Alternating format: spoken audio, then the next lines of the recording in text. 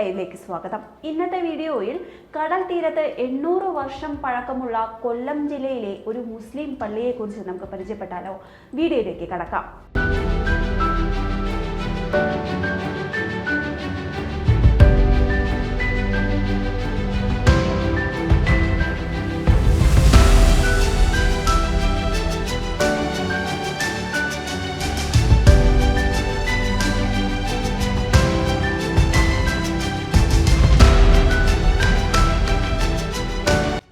കടൽ തീരത്തോട് ചേർന്നുള്ള കുന്നിൻ മുകളിൽ സ്ഥിതി ചെയ്യുന്ന മുസ്ലിം ദേവാലയമാണ് പരവൂർ പുത്തൻപള്ളി. തിരുവനന്തപുരം, കൊല്ലം ജില്ലകളുടെ അതിർത്തിയിലാണ് മനോഹരമായ പള്ളി സ്ഥിതി ചെയ്യുന്നത്. സഞ്ചാരികളുടെ പ്രിയപ്പെട്ട ഇടവും ഈ നാടിന്റെ സ്വകാര്യ അഹങ്കാരവുമാണ് കടൽക്കരയിൽ കൊട്ടാര പ്രൗഢിയിൽ തല ഉയർത്തി നിൽക്കുന്ന 800 വർഷത്തോളം പഴക്കമുള്ള പരവൂർ പുത്തൻപള്ളി. 8 നൂറ്റാണ്ടിനോട് അടുക്കുമ്പോഴും തെങ്ങിൻ തോപ്പിന്റെ തണലിൽ കടലും കായലും സംഗമിച്ച് സൗഹൃദം പങ്കിടുന്ന പരവൂർ തെക്കും ഭാഗത്തെ ഈ പള്ളി അതുപോലെ നിലനിൽക്കുന്നു. ഹിജ്റ 683 പള്ളി സ്ഥാപിതമായതെന്ന് അകമ്പള്ളിയിലെ മേൽക്കുരയിലെ തടിയിൽ രേഖപ്പെടുത്തിയിട്ടുണ്ട്.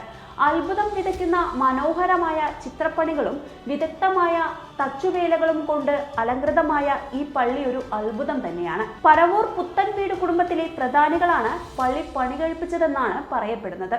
നിസ്കരിക്കുവാൻ മധ്യത്തിലായി ഒരു മുറിയും അതിനോട് ചേർന്ന് തുറസായ തളവും 4 വശത്തും വിശാലമായ ചായ്പും പൂമുഖവും അംഗശുദ്ധി വരുത്താനുള്ള ജലസംഭരണിയുമുള്ള ഓടുമേഞ്ഞ ചരിഞ്ഞ മേൽക്കൂരയോടുകൂടിയ ഈ പള്ളിയുടെ വിസ്താരം 90 ചതുരശ്ര മീറ്ററും ഉയരം 2 നിലകളിലുമായി 30 അടിയുമാണ്. തേക്കുതടിയിൽ 2 അടി ചതുരശ്ര വണ്ണമുള്ള 4 തൂണുകളുടെ മുകളിൽ 2 അടി പൊക്കത്തിലും വീതിയിലും ഉത്തരം നിരത്തി അതിൽ ചേർന്ന ഖരം കൂടിയ മര അഴികളും 2 നിലകളിലും ചെന്നുചേരുന്ന കഴുക്കോൽ കോർത്ത മേൽക്കൂരയും പള്ളിയുടെ ഉൾഭാഗം അത്യാകർഷമാക്കുന്നു.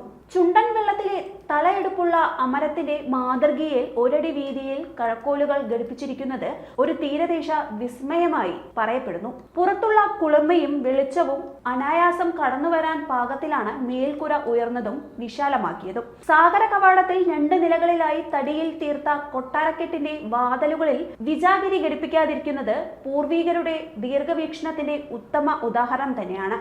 അംഗശുദ്ധി വരുത്താനുള്ള ജലസംഭരണിയുടെ ചുറ്റും നിരത്തിയിട്ടുള്ള കരിങ്കൽ ഫലകത്തിൽ കൊത്തിവെച്ചിരിക്കുന്ന നിലവിളക്കിന്റെ രൂപം ഭാരത സംസ്കാരത്തിന്റെ പ്രതീകമായി ഈ പ്രദേശത്തെ ആളുകൾ ഇന്നും സൂക്ഷിക്കുന്നു. നേർച്ചകളോ ചന്ദനക്കുടമോ ഇല്ലാത്തതാണ് ഈ പള്ളിയുടെ ചരിത്രം.